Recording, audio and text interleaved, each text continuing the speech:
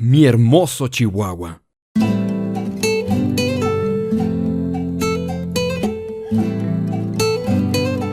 El estado mexicano de mayor extensión con más de 300 años de historia estatal. Y su capital, testigo de revoluciones culminadas, sede ganadera de la mejor calidad y hogar de la gente más orgullosa del país. Así es como pronunciamos los chihuahuenses nuestro honor y lealtad. Mi precioso estado es uno de los más interesantes dentro de toda la República Mexicana, juntando a los estados vecinos también del norte. Nuestra historia es algo curiosa, pero no por eso menos bella. Tomen como por ejemplo esta hermosa edificación, la Quinta Gameros. Punto de referencia histórico y geográfico a la hora de caminar por la ciudad. Y en esta ocasión, no hay mejor manera de empezar el tema que con este precioso inmueble.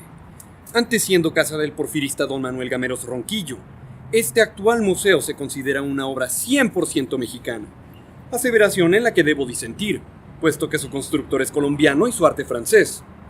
Paquimé está a unas horas de aquí mismo, pero nadie lo exalta de igual forma que edificaciones europeas en el mismo territorio. Decir cultura mexicana es algo abstracto. Históricamente México le debe lo mejor de su cultura a Europa gracias a España, y hipócritamente todavía hay gente que cree que estaríamos mejor en un México prehispánico. El imperialismo tiene sus contras, no negaré eso, pero deberíamos de ser agradecidos de lo que somos ahora gracias a él. Y si hoy en día hay gente que habla del tema, lo remonta a aspectos capitales con el paso fronterizo con Estados Unidos y su cultura del consumismo.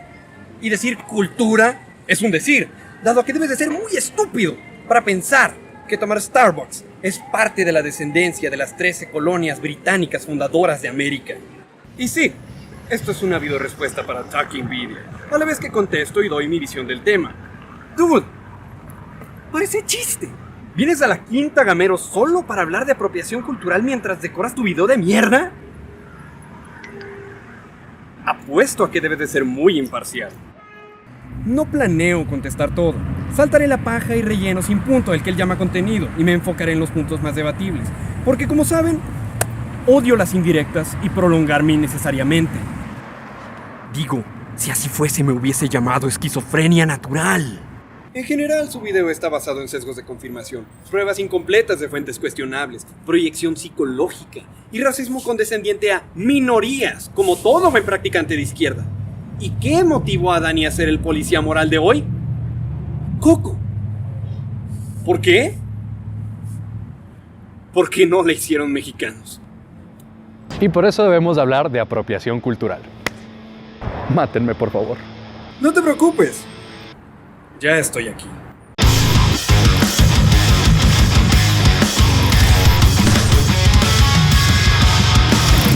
Primero que nada, ¿qué es exactamente apropiación cultural? Lo recalco para partir de un punto fijo, porque Dani se toma casi 9 minutos para entrar en contexto dando esa innecesaria clase de historia que no tiene nada que ver con el tema de Coco.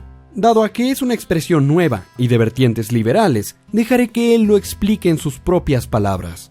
La apropiación cultural es un término neutral. Significa el cómo un miembro o miembros de una cultura adoptan o usan elementos de otra cultura para incluirlos en la suya. Nada más, nada menos. El concepto se entiende, y la idea parece estar clara, por lo que muchos terminan usándolo de forma simplista e inconsciente.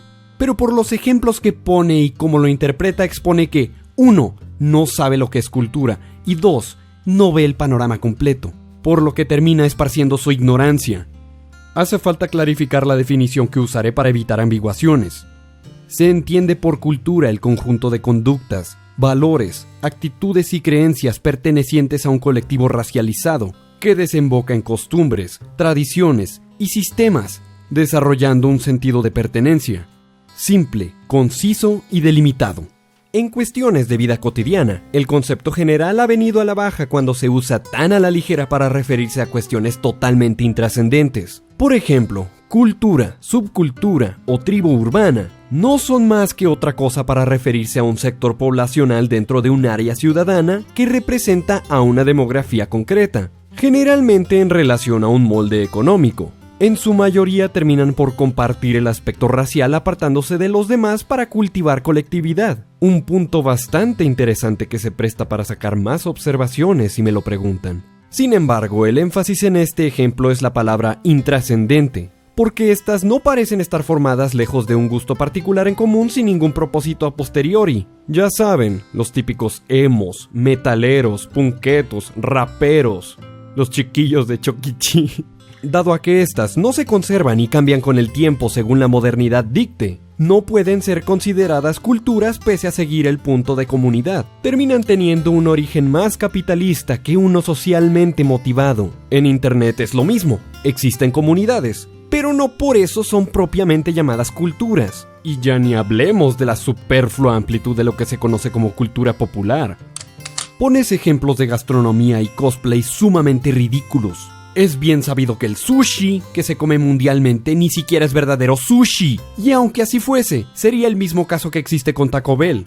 Y lejos de comentarios despectivos que puedan generar, solo por vender tacos no los vuelve gastronomía mexicana. No veo al gobierno mexicano promocionando al sushi como comida nacional. El ejemplo del anime es especialmente penoso. Yo me pregunto si de verdad Dani cree que el anime es verdadero patrimonio cultural japonés. Oye, talking shit. ¿Escuchaste cultura otaku? ¿Y pensaste que era verdad? Yeah, kawaii, isn't it? 何も研究せずに全てを信じるのは本当に信じたいな人に違いねえ。Pero su problema verdadero con el concepto viene con la parte de término neutral, porque lo extiende a raza y género, ampliando la gama de su aplicación. Deja de ser neutral en el momento que desvela su doble estándar. Algunos críticos y sociólogos dicen que si la apropiación cultural está hecha por una cultura históricamente oprimida por el colonialismo, por ejemplo, un mexicano o indio apropiándose cultura europea, entonces no hay mucho daño. Mientras que si es una cultura conocida por ser colonialista e imperialista, la que está apropiándose una cultura históricamente oprimida, esto se vuelve un poco... Cierto grupo puede hacerlo, pero el otro no. No me importa si tus críticos y sociólogos hacen un paralelismo de clases con el proletariado siendo los colonizados, siempre subyugados por los burgueses, los colonialistas, diciendo que no hay mucho daño. Justificar un doble estándar no lo hace menos hipócrita. Al contrario, se aleja de una virtual igualdad. Lo que se supone se está buscando y en pocas palabras es una patética excusa la de buscar diferencias dependiendo de la etiqueta del individuo. Lo que termina haciendo al término estúpido por ser groseramente arbitrario empleando culpa selectiva. Además, ¿no es contradictorio que digas que es un término neutral para luego usar la expresión apropiación cultural negativa? La apropiación cultural es un término neutral. 10 segundos más tarde. Esto sería apropiación cultural negativa. Consistency. Do you speak it? Básicamente ya no hay mucho que atacar. Está claro que el concepto no tiene sentido y se emplea de forma gratuita cuando algo no apela al interés de quien lo usa. Es otra forma de hacer nitpick, pero incluso siguiendo esa lógica completamente limitante. ¿Cómo se supone se debe seguir una cultura cuando esta no le pertenece al autor? ¿Qué se supone se debe hacer en un trabajo de ficción? ¿Cuál es la posible solución al problema? ¿Cómo saber si estás respetando la cultura de la que te estás apropiando? Y cuando sepa cómo hacerlo, yo les digo. Cuando sepa, yo les digo. Porque no importa qué tan respetuoso seas, qué tanta gente de la cultura consigas para que te guíen durante la producción o qué tan bien recibida sea tu obra, siempre cabe la posibilidad de que alguien esté justamente molesto por cómo su cultura fue retratada.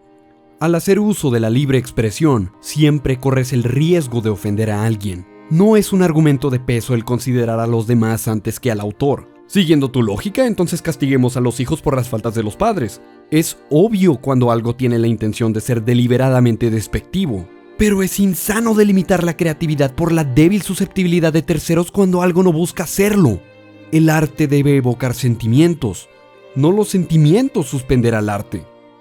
Con esta sentencia, Dani Beta no solo no ofrece una solución, porque es imposible, sino deja en claro y pone en evidencia que jamás se podrá complacer a la gente que poco le interesa el arte y más sus ideas liberales. Oye, Calcifer, ¿y eso qué tiene que ver con dibujitos?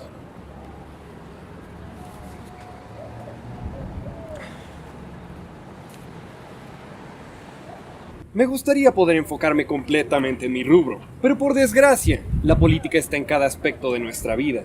Más en esta época donde de cara al entretenimiento ha habido cierto espectro tendiendo a la izquierda, por lo que es muy fácil poner propaganda, irradiar ideas de forma que se propaguen sin ser razonadas, por lo que siento esa necesidad de expresarme si no concuerdo con ideas erróneas.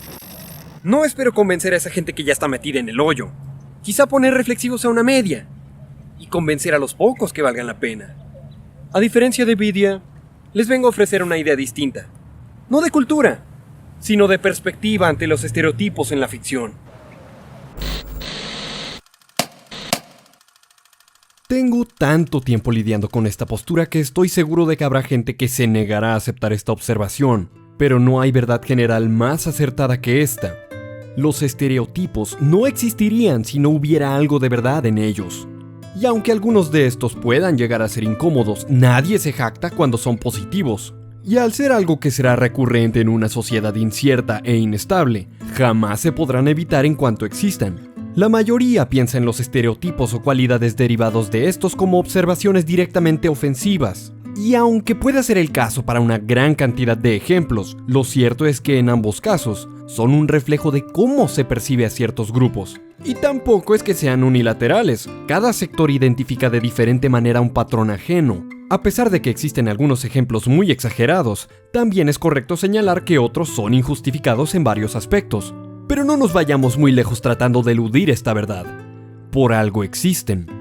Hasta cierto punto, la animación es un reflejo de la sociedad. En caricaturas antiguas, y a riesgo de sonar redundante, era una caricaturización de cómo se percibían ciertos sectores. Mucho uso de hipérboles y actitudes exageradas eran lo que resaltaba a los personajes en sí, no por su papel o trascendencia, sino por la viva representación de lo que se creía de tales personas. Si bien Occidente no fue el primero en representar estas ideas en su entretenimiento, sí el más mediático, por la simple razón de que tenía la capacidad de hacerlo y carecía de satisfacer las exigencias de grupos minoritarios. Claramente ciertas animaciones del pasado poseen un humor racista el cual no podemos esconder, pero sí justificar. ¿En serio estos existían en el medio con la intención de explotar un aspecto negativo para generar una aversión al espectador? Eran ridiculizaciones, nadie niega eso, pero la intención que pudieran tener algunas de estas animaciones tras bambalinas no es lo importante, sino cómo se representaban estas inflexiones. Antes que nada, los estereotipos sirven como un recurso barato o conveniente para todo escritor dependiendo de la situación, ya sea por tener pocas ambiciones o porque se trate de un trabajo delimitado. Estos no se condicionan a estar siempre ligados a una etnia, sino a un tipo de personalidad, el cual es la variable importante para determinar si dicho estereotipo tiene una intención de ser ofensivo, el cómo se representaba dicho personaje lejos de su diseño. Querámoslo o no, así como hay arquetipos y estereotipos desagradables, aunque no lo parezca, muchos son del agrado popular dado a la facilidad con la que el público se puede identificar, y la mayoría son usados para dar un punto generalizado que todo el mundo puede entender, sumando el hecho de que es imposible no recurrir a una generalización cuando se habla de cualquier tipo de grupo. Antes en shows pasados se veía a un personaje de una minoría como parte del cast principal. Esto podría explicarse como un requisito de los productores, o un simple reflejo de la sociedad americana que se intentaba representar. No obstante, esto fuese con propósitos de mantener a cierto sector contento o no, lo cierto es que se agradece cuando estos aspectos no son relevantes a la trama. Tomemos el ejemplo de Speedy González. Es un ratón veloz con toda la parafernalia que se le pueda estereotipar a un mexicano. Y a pesar de ser un animal poco atractivo para representar a un mexicano, dudo alguien se haya sentido ofendido al ver un personaje que antepone el bienestar de sus amigos riéndose del peligro de una manera tan jovial. En cambio, ¿qué aspecto positivo se le puede resaltar a la malnacida familia del barrio siendo vulgares, obscenos y sin ningún punto salvo por serlo? Y ojo, cabe aclarar que uno de estos está hecho por mexicanos. Ambas son comedias con puntos muy dispares, y sin embargo la segunda no posee mediatización negativa tachando a la serie de ofensiva contra la clase baja mexicana que vive de fútbol esperando la quincena para gastarla en alcohol. ¿Por qué? Porque lo ofensivo no se ha vuelto el estereotipo en sí, sino a quien representa.